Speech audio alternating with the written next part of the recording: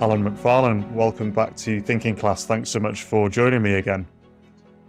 You have argued that the definition of modern is frequently misunderstood and misused. So, what do you mean when you talk of modernity and the modern world? Thank you, and thank you for having me again. When I lectured or talked to my students and I said, "What do you mean by modern?" and they were well-educated and intelligent young people, they would look at probably not at that time, at their mobile phones, but they would look around them and they'd say, "Oh, well, modern communications." So telephone to start with, but now up to the internet and things like that. Or modern medicine, what's happened since the Second World War with antibiotics and so on. Or modern transport, cars and planes and things like that. In other words, technologies. And to a certain extent, the standard of living, so people becoming wealthier. So they were thinking that what you see on the surface is modernity. Now, I was taught long ago by Max Weber that you shouldn't look at the surface. In one of his brilliant characterizations, he said, if you look at Florence in the 15th century, it's a very affluent, up-to-date, innovative city, but it's not modern because it doesn't have the modern ethic of capitalism. It was still traditional in its psychology and philosophy. If you look at 18th century New England,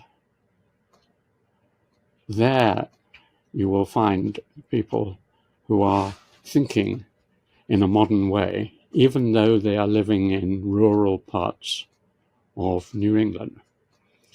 So going behind the surface, what I mean by modernity, which I worked out over a long period, which is based on Weber a lot and one or two others, is that if you look at how human beings are driven, the four basic drives of humans, one is towards wealth, a good standard of living, or just surviving, and that's economics. The second is towards power, how we influence other people and are influenced by them in our power relations, and that we call politics. The third is our social relations with others, our family and others, and that we call society. And the fourth is our beliefs and thoughts and ideas, and that we call religion or philosophy. Now, these four elements historically were all bundled together in the simpler sort of societies which dominated the world for 98% of human history, hunters and gatherers and tribal people. They became separated into two pairs during the growth of civilizations, into a pair which was politics and religion, bundled together. They weren't separated. And then another pair, which was economics and society. So economics was based on the family, and it was a domestic mode of production. That lasted in most civilizations, including China, India, most of Europe, until the 19th century. It was only then that you got the final separations of politics and religion and society and economics. But Weber pointed out that the capitalist revolution in England occurred when you got the separation of the society and economics. So you have a free market economy and people can go out on it and earn their own wages and so on. And that was agreed on by Karl Marx as well. So modernity in that sense, or the modern world, modernity is rather difficult because there's a lot of overlaid about modernism and modernity, which is a different sort of thing in literary culture, literary studies. So the modern world, the separations, those four separations, are mostly have occurred in the last 200 years. And they have nothing to do with the technology. So by my definition, say Stalin's Russia was technologically quite sophisticated, but it wasn't modern because these four things are bundled together in communism. Whereas, as I say, some quite remote parts of England or Scotland were ultra-modern because people were keeping these things apart. And my argument, as you know, and we may come on to that, is that England is the outlier because it separated all these things very early. On the separation of those elements of society happening much earlier in England, what was it that led to the English with a culture that enabled the birth of what we now call capitalism many centuries before any other country? Well, if you looked at Europe in the half millennium between the fall of Rome and about the 13th century, much of it was quite modern in my sense of the word. That is to say, this is Carolingian Europe, Western Europe, and you had a very dynamic society in which monasteries, universities were beginning to grow, cities, a great deal of trading, and there was a great deal of freedom and independence between the national power of the kings was weak, and so you had a lot of independence at the urban level, at the religious level, and these worlds were separated. So in many ways you had quite a modern world by 1200 across Europe. So the origins go back to the chaos that occurred after the collapse of the Roman Empire and the shooting up of all sorts of fairly independent institutions, the absence of a very strict social hierarchy of castes or anything like that. So that's how the world that is described by the greatest of historians of that period, Mark Bloch, in his Feudal Society, is described in that way. The disintegration of the state, as he describes feudalism, and the disintegration of the church and everything else.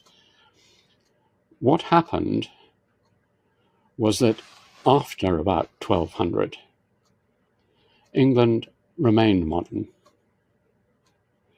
In other words, being an island, it was able to filter out pressures that were sweeping across Western Europe in continental countries, which were largely caused by a natural tendency which you find in human societies, which is the gravitation of power towards the center.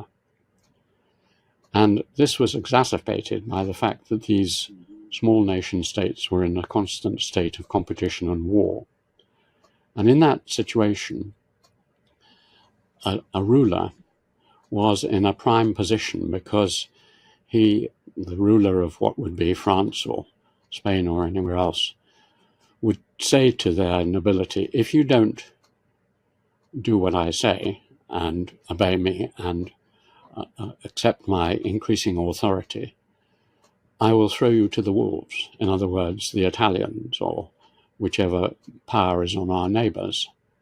So they use this lever to extract more and more obedience from their nobility, more and more obedience from their urban, formerly independent people. They went into league with the papacy. So you got the joining together of more and more papal and royal power.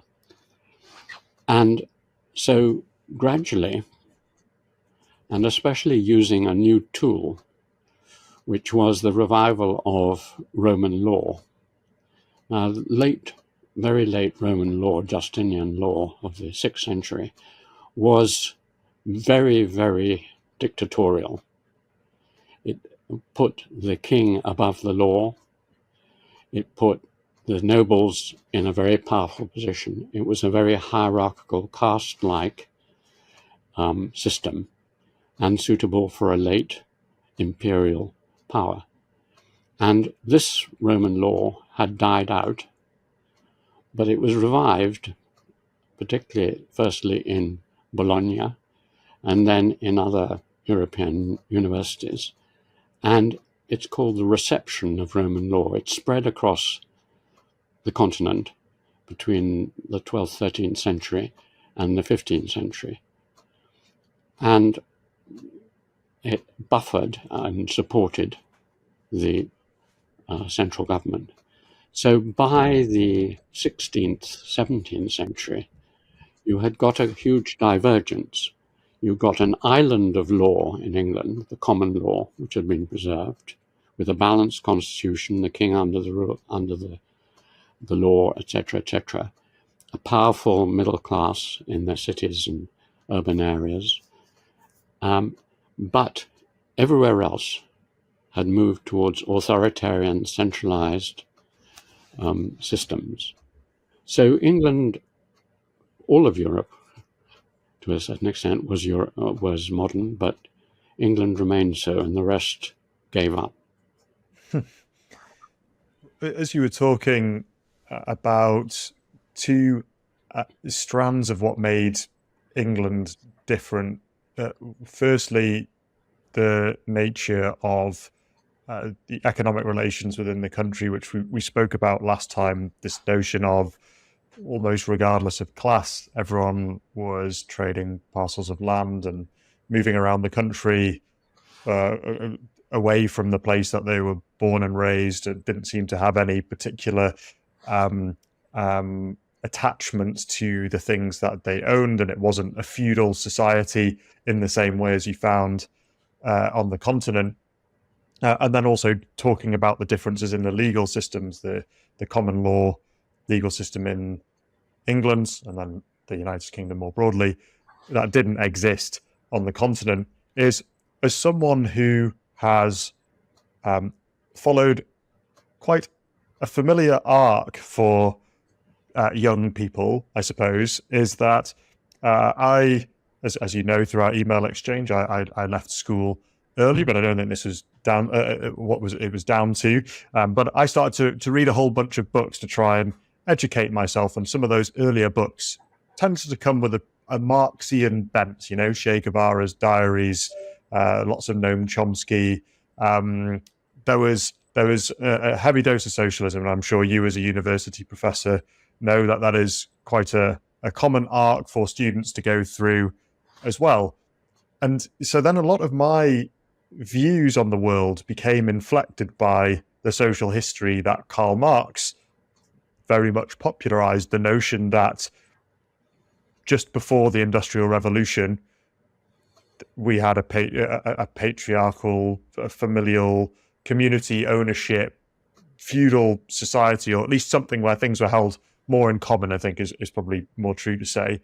But actually, that may have applied to Europe, but it hadn't applied to England for centuries. So my question, Alan, and I know you're not a political philosopher, but you know your stuff. How prescient do you think this misunderstanding of history is to public policy and even academic and now mainstream political discourse? Well, by prescient, I think you mean influential. Prescient means foreseeing. So if you mean how influential, it was very influential, particularly in the 50s and 60s when this Marxian interpretation of British history was at its peak. And a good deal of government policy was based on this idea that, well, this idea has two advantages. Firstly, it suggests that you can easily remodel society because what we are now is very modern. We were community-based, feudal sort of people until, say, the 17th, 18th centuries. So we are now in a new world. We can forget that old world and we can move forward. So the Marxian message is one of empowering you to make big changes. So the world of Harold Wilson and the the 1960s and into the 70s was very much dominated by that. And the welfare state and so on were all around this. When my book came out, it was very influential because it also, this kind of social movement towards a socialist society in Britain had moved to such an extent that in the 70s you got a very great power of the trade unions, you had strikes, you had chaos.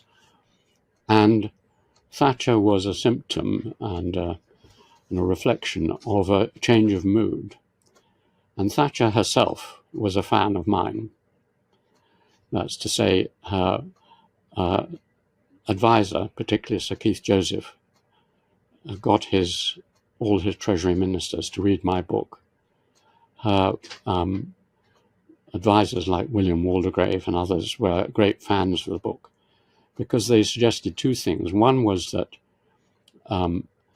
all this was a new fashion introduced by Marxist thinkers, and that there was an older England which was much more individualistic and flexible and market-driven. So we could go back and look at that and appreciate it as well. So in the Thatcher era, this new version was quite influential, even in government. It's the one time I suppose my work has been influential. But I read all the stuff you're talking about as well. I'm a great fan of Noam Chomsky, and I read all his work, and not Che Guevara, but others of that thing. I mean, one likes to think that if one is exploring the world as a young person, one challenges all the current myths of and assumptions of the generation above one, and one should rebel against it. And at the time that you were thinking about it, and even I was thinking about it, the rebellion was against the establishment and hence favouring all that Marxist sort of stuff. But one interesting just footnote to this is that in the 60s and 70s, this was the sort of thing I was interested in, and my friends, the rebellion. Recently, I did an interview with someone who was also a fan and has been influenced by this. And in turn, this is by a long chain of circumstances possibly led to the Gaza ceasefire. But this person was someone called Jeff Sachs. And he told me that he'd read Origins and been deeply influenced by it. But he also, when I interviewed him at length, I asked him about the influence of Marxism when he was at university at Harvard in America in the 60s. And he said, absolutely not. No one ever taught me anything about Marx, and no one, they just said it was rubbish. And so it was in England that this sort of Marxist interest came up. But in America, it was much more fringe for various reasons. So that's bits and pieces of an answer. Remarkable. And I would like to delve into a little about the relations between historically the different peoples on the island of Great Britain. So before we saw big demographic change post Second World War. So we're talking English, Scottish, and the Welsh. And I think we should also include the Irish, given all of the interactions and historical events and enmity that has existed between those peoples over the years. What has been the influence the Celtic fringe on England and vice versa. We've spoken a lot about English individualism.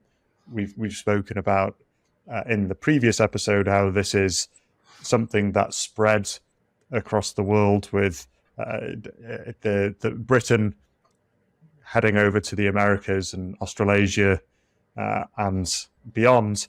And now it's the water in which we swim, and that's modernity because of that English way of life, which was an emergent property many centuries ago, more than millennia ago. So instead of focusing all on England, what's been the influence of the Celtic nations on England and vice versa?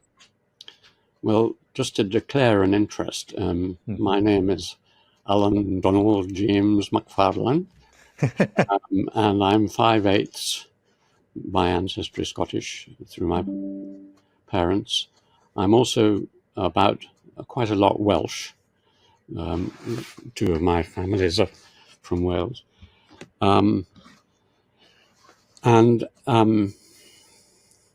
Just two things that are surprising. One is that when I read history at Oxford, I had a Scottish, by name anyway, teacher, a very famous medievalist called James Campbell, and he sent me a long essay to do in the holiday, my first holidays, on Norman Scotland. And what that basically showed me was that during the Norman period, most of Scotland was just part of England. I mean, there were fringes, no doubt, the Outer Isles and right in the north, but most of it had been anglicised in its feudal, in its governmental structure, and in many other ways. So the clans were relatively weak. So the idea that until the unification of these countries, Scotland was a separate country, was shown to be a delusion. The Scottish kings who came to England weren't coming from a different country. They were coming from a country with very deep, similar roots to England.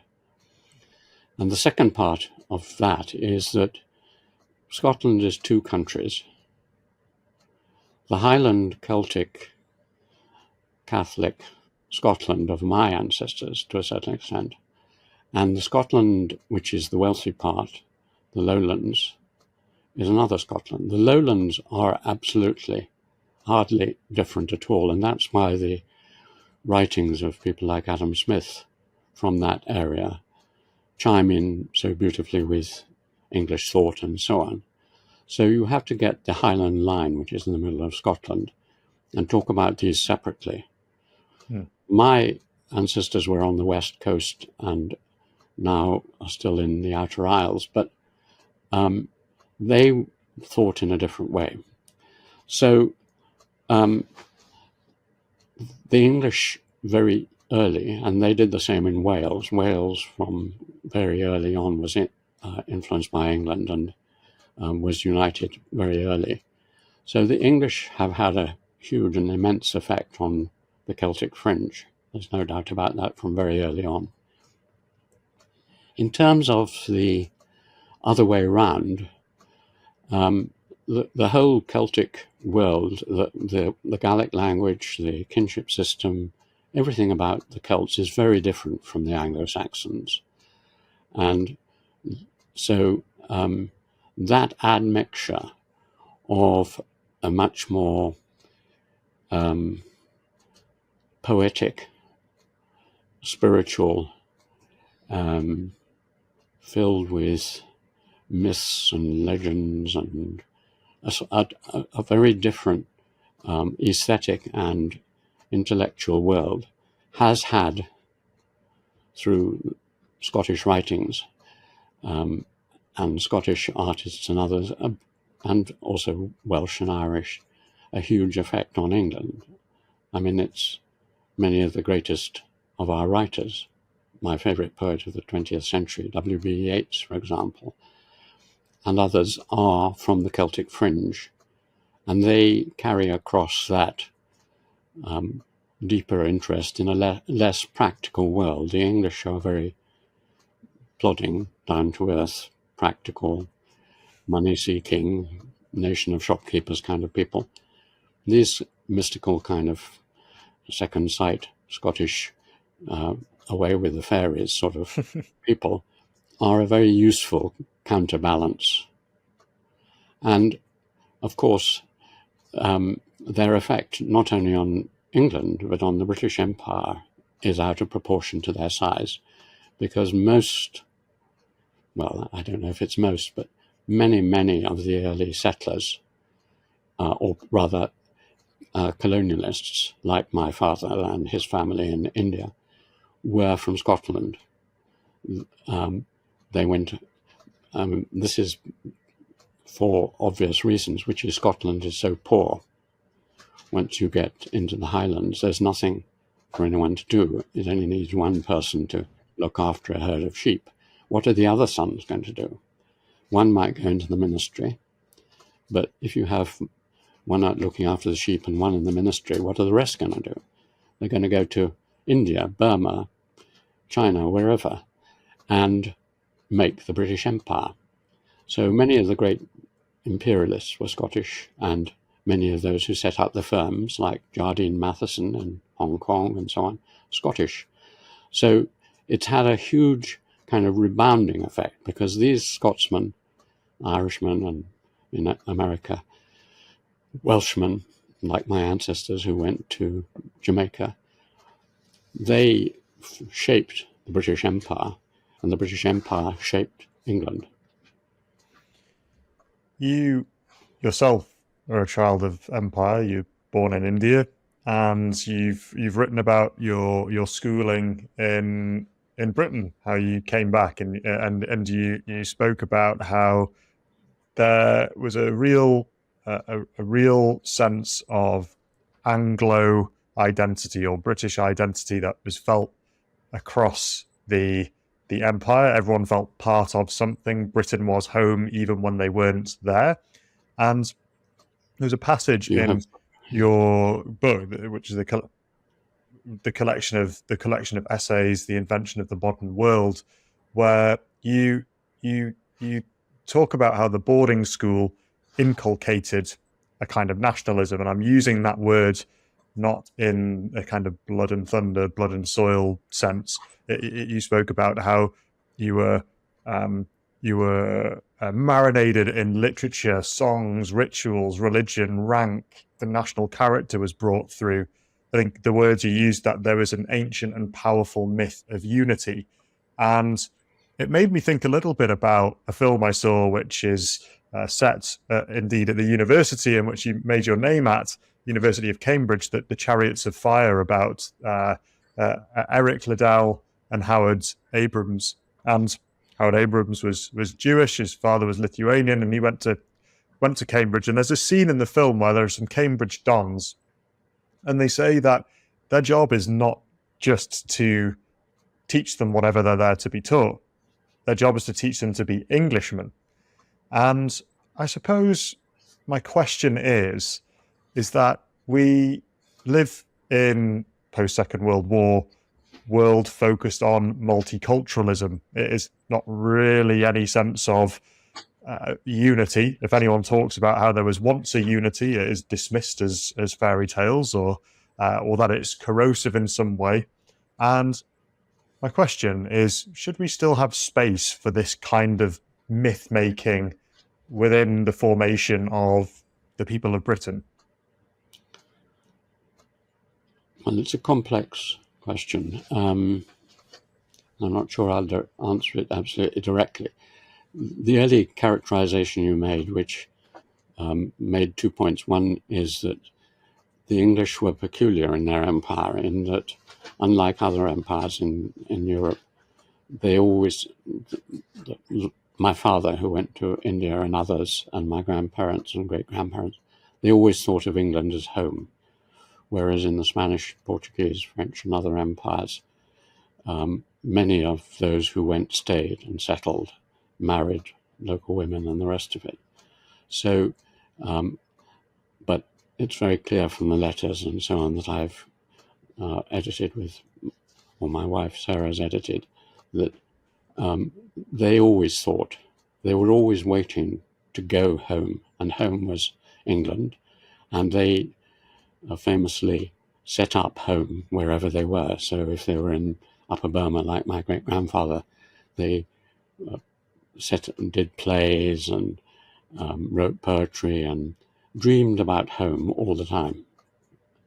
So that was the kind of empire. It was an unusual empire in that always England was the focal point of their sentiments. And sending us back to those boarding schools was part of that if we didn't go back, then we would not be part of that dream home. We would become local people, going to local schools and so on.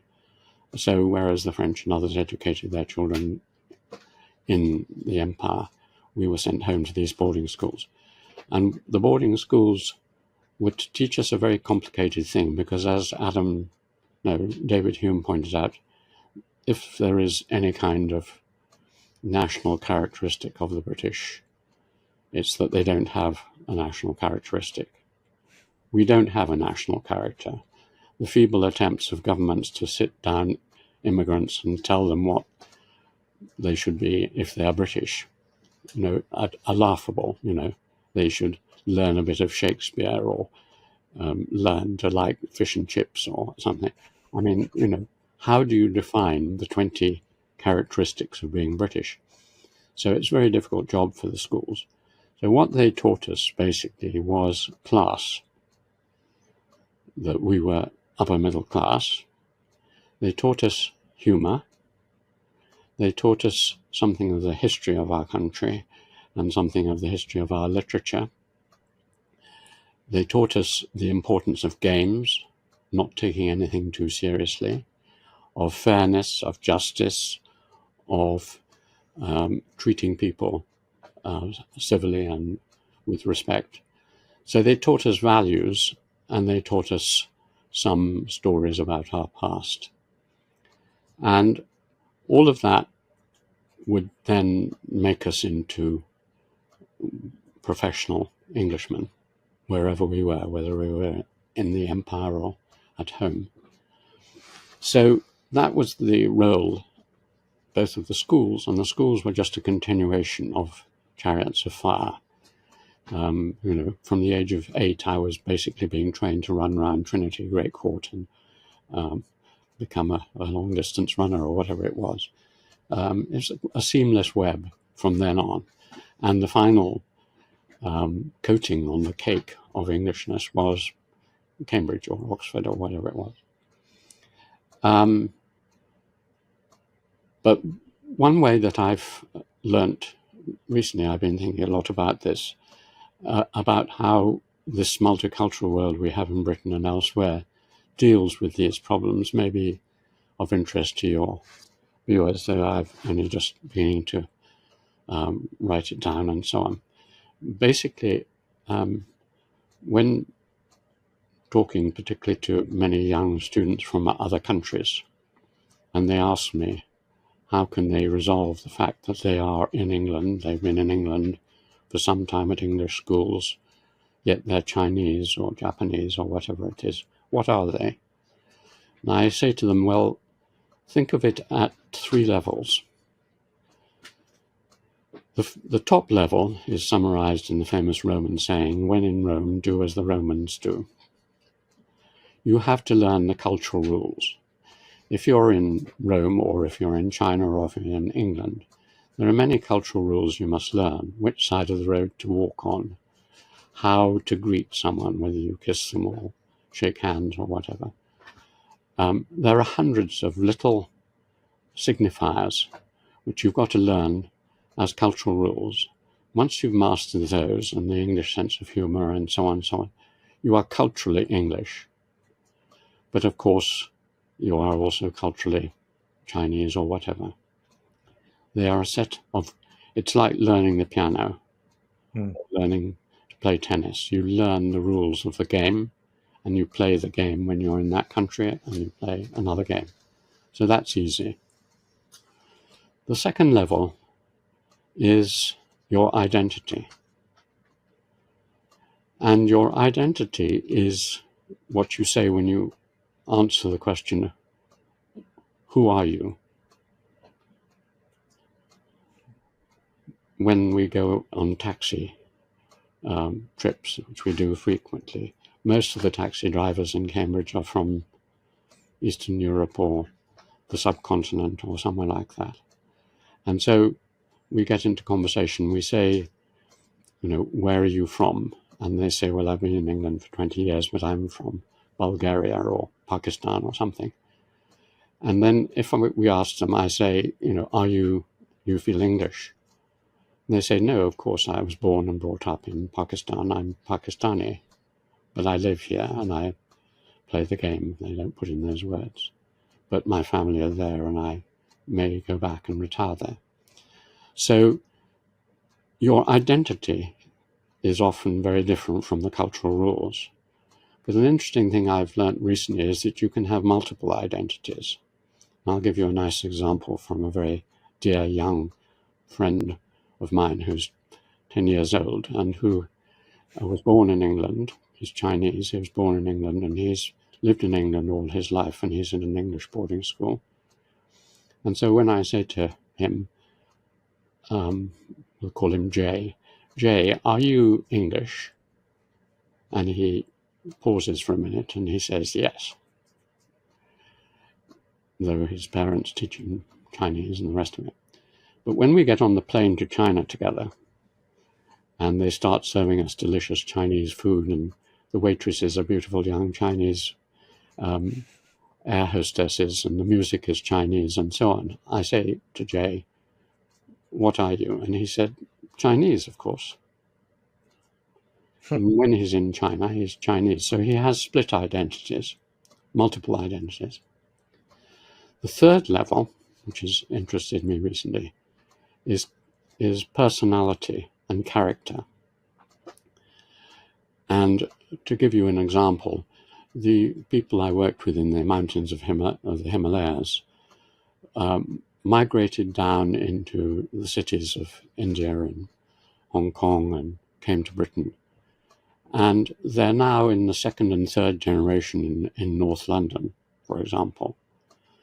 But when I look at the children in the third generation and look at how they behave to each other, to me, to the world, their character, which is formed in the first year or two of their life by the influence of their parents and their siblings, is still the character that I saw 50 years ago in a mountain village in the Himalayas.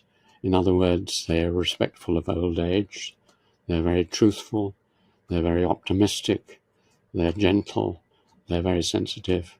They have all the qualities that I admired with their parents and grandparents long ago. And this is transmitted invisibly by the way we are brought up in the first 2 or 3 years. And that doesn't change. And I think that goes on possibly for several generations.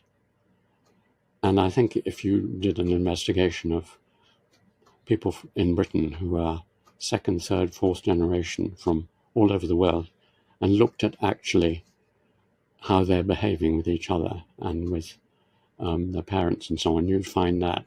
So these are the 3 levels which coexist in all of us.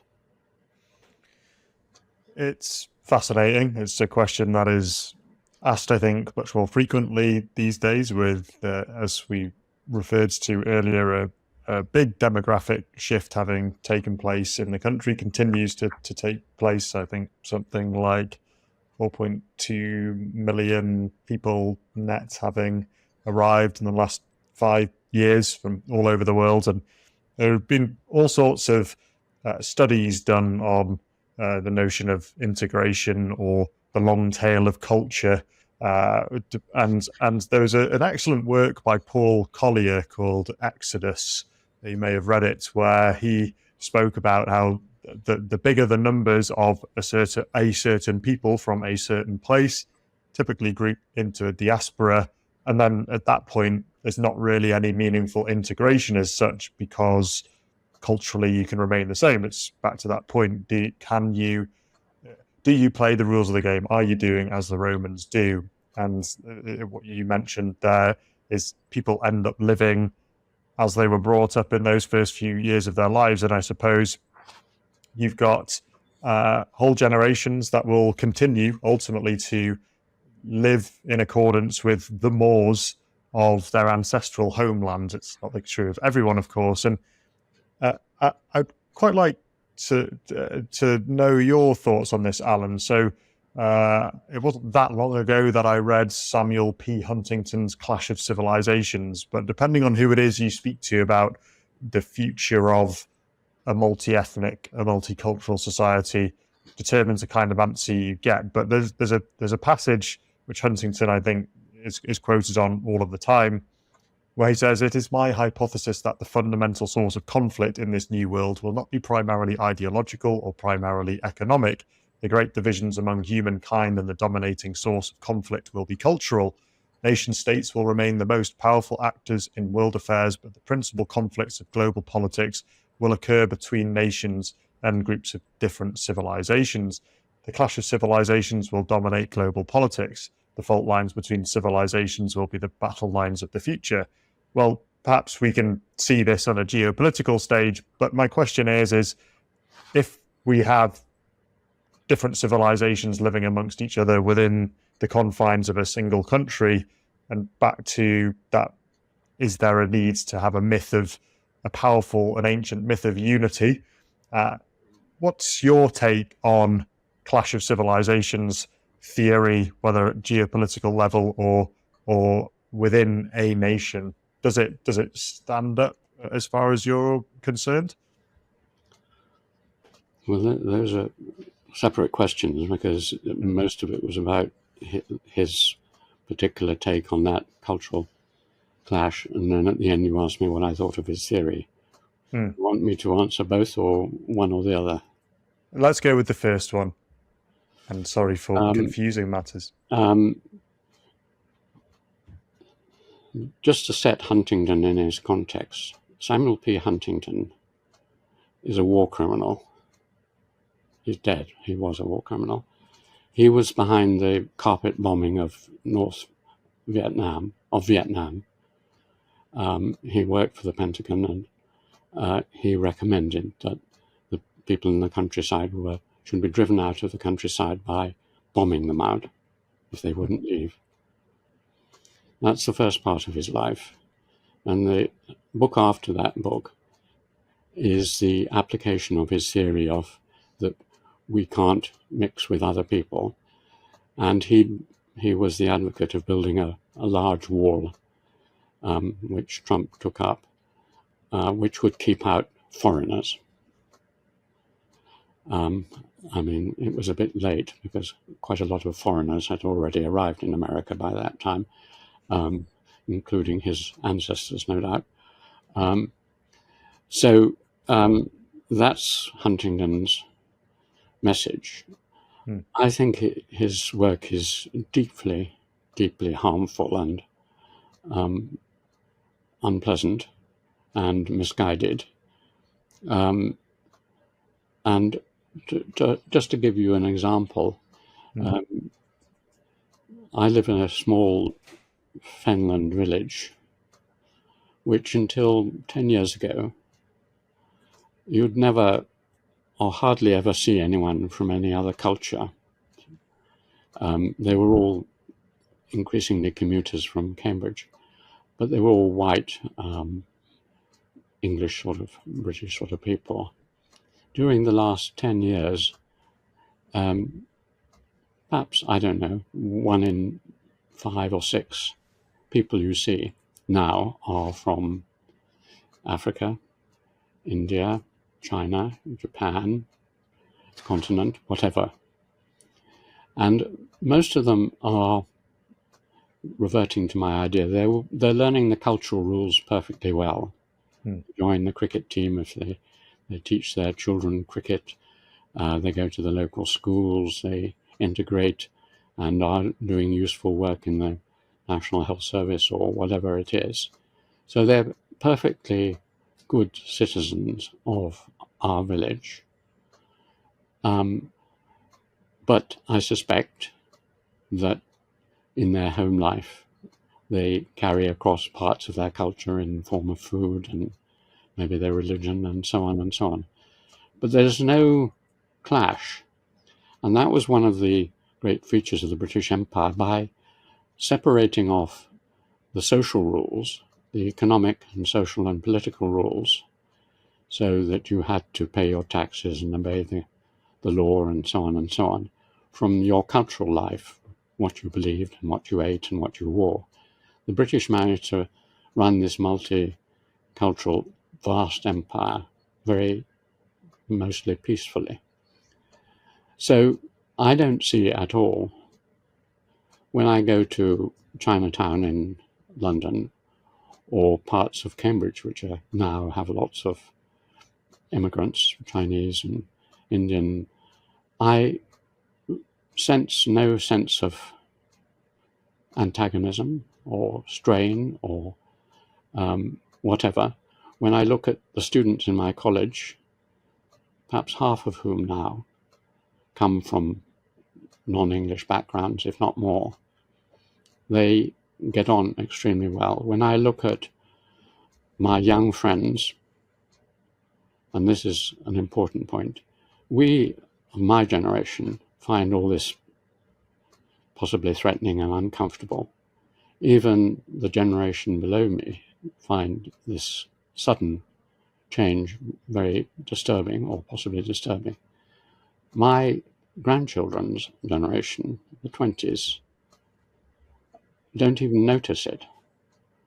I mean, if you watch your television for 5 minutes and you look at a school in London, it's multicultural, and they appear to be getting on. I have a friend who was a teacher in one of these schools, North London schools, and he said 60 different languages were spoken in the school I was headmaster of. So I think it's a false, old contradiction or opposition. So I think it's a panic. All this, I mean, the whole boat business is an artificially created panic to divert attention from other things. I mean, if you're worried about people coming and living in this country, why bother about, whatever few thousand or tens of thousands are coming in boats, but not bringing in tens of hundreds of thousands of other people. I mean, it's a small 2% or whatever of the immigrants to this country are coming that way. So I'm quite relaxed, as you see, about a lot of this. And I think that Huntington, his whole idea is, and I can go on to the other aspects of it if you want, but I think it's very misguided. I think people are concerned not just about the boats, but the large numbers, and I think they're concerned primarily because of the notion of cultural transfer. That point about diaspora earlier on, is if you have a large demographic change of peoples, and so for instance, Southall in London, it is a very Hindu Indian area, and all the shops will reflect those kind of things. I suppose people's attachment in this respect are, let's say, in 50 years' time, we're looking at a minority majority, insofar as less than 50% of the country are of white British extraction, as it were, and we're talking about the long tail of culture. I think people are having that sense of, well, what does that mean for our politics? If you see examples of politics being transplanted from elsewhere, and these things we've talked about that are very unique, like the common law, whether it's the way of life, is if the diasporas grow so large that there is no one learning the cultural game, then I think, as far as I can see, I could understand why people would have concerns about that, because that's not home to them. But I do understand what you're saying with regards to pushing constantly this notion that there are clashes amongst civilizations is not necessarily going to lead to a peaceable relations. So much longer conversation on that one, and perhaps a little bit away from where we're from. But one thing that I wanted to finish on, Alan, in this particular part is religion in the country, and religion in the sense of England and then Britain becoming a Protestant island. And many talk about the Reformation in a way that you don't necessarily recognize. So people will talk about the Reformation as being this point in time where everything changed, but you argue that the English Reformation was actually an epiphenomenon of English culture. What do you mean by that? Well, as with many things, you can see the Reformation as both a big change and a revolution and something that set things in another direction, and at the same time very continuous, and that's the nature of history. If you look at English belief and practice and ritual before the Reformation, you find many of the features of the post-Reformation there. For example, the rather ascetic, puritanistic aspects of the English Reformation are there in English life in many respects. If you look at, for example, the architecture of my college in Cambridge, King's College, and you look at the 15th century part of it before, it was all built before the Reformation. It was finished just as the Reformation was happening. And it is Protestant and ascetic and severe and all the things that we associate with Puritanism. If you look at the work of, for example, someone who was ended up very high in the Anglican Church, John Wycliffe, in the 15th century, 14th century, he was a Reformation thinker. He didn't like the Pope. He didn't believe in much of the Catholic belief, and his followers, the Lollards, were the same. So there was a very strong stream in England of Protestantism going right back to through the centuries. And Max Weber himself isn't widely known. Most people read his book, The Protestant Ethic.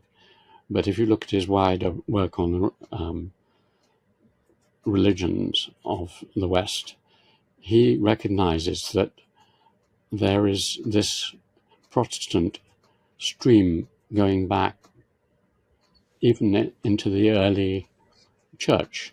And indeed, the Protestants argued that this had been lost, that the overlay of Catholicism had overlaid what was always there, which was the simple message of Jesus and so on and so on. And that all you were doing was recovering that. So I think the Reformation was immensely important.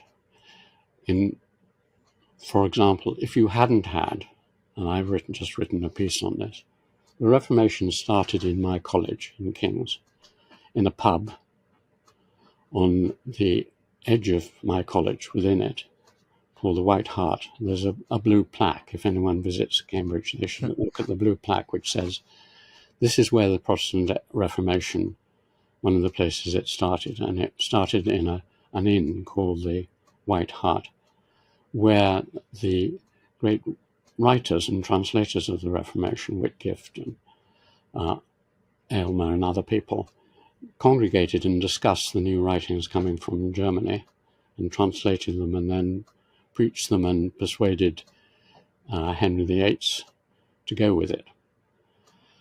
So, and if that hadn't happened, if there hadn't been that pub, if King's hadn't existed, we would now be living in a Catholic Europe.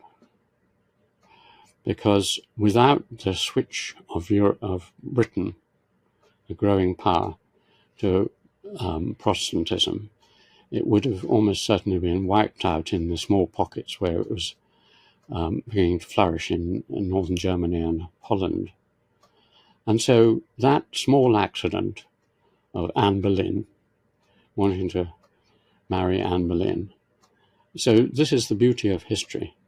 You've got the great forces that England was always Protestant argument, plus the attraction of one man to one woman, Anne Boleyn, which led by chance to our present world. Mm. It's fascinating, all of these hinge moments in history. And to put a finer point on that, Protestantism being a natural reflection of the English, is what you're getting at the way the English lived this individual, very loose community, though there was a civil society that was created out of these volunteer groups of people getting together to work on things. It's quite transactional. Whereas when you look at the southern European nations, and I think lots of us can look enviously towards them when they go, oh, look how tightly knit they are, but they live in multi-generational households. And you've said that never really happened in English history. Is Protestantism an epiphenomenon because ultimately it was a more truer reflection of how the English lived and governed themselves through the common law than Roman law, where there was that diktat from the top and a much more tight community? Is that on the right lines, or am I totally off there? No, that's it's not exactly an epiphenomenon, but it's part of a package, because ideology both reflects and creates things. So the extreme individualism of the English in their economic and legal systems, that each person has their rights and duties in law and is treated as equal and so on, the fact that they have advanced private property and ownership of their own means of production and so on, all that individualism and protection of the individual means that people don't sit easily with being told what to do. And you can find it in many other things. The English pub, for example, is another part of it. And that's why it's rather nice that the English Reformation began in a pub. You know, you stand around at the bar and you say, what are these useless politicians doing now? Now, you know, in most countries you'd be sent off to prison for such talk, and there would be spies listening and so on. But in England you can talk about how useless the government is, and you want to do this and that and so on.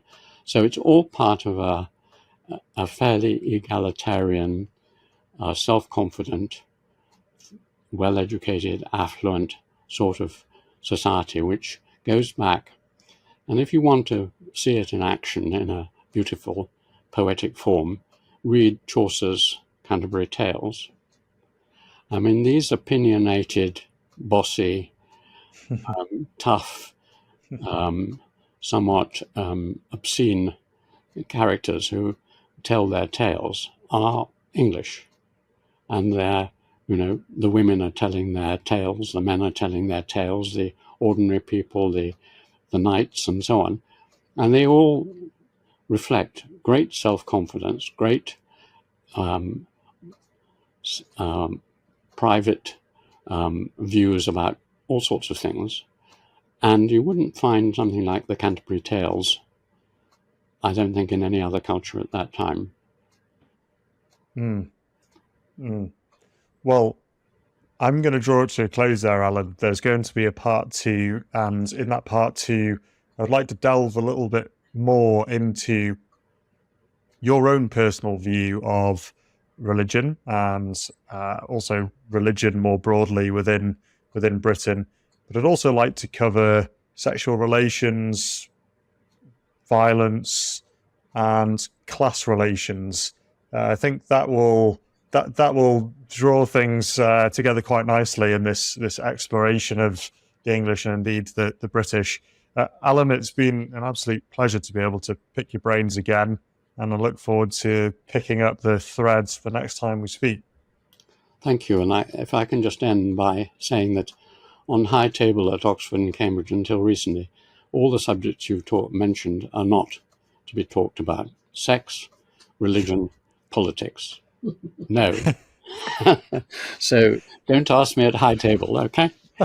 That's all right. I would never be invited there. I'm certainly not academic enough, and nor never been able to make my way into such an august institution. So I'm taking advantage of this digital world to be able to speak to the Professor Emeritus of one of the greatest educational institutions ever created. So if they're silly enough to not go and ask you these questions, then I don't know the rules, so I'm going to break them. Okay. Thank you. Thank you, Alan. Until next time.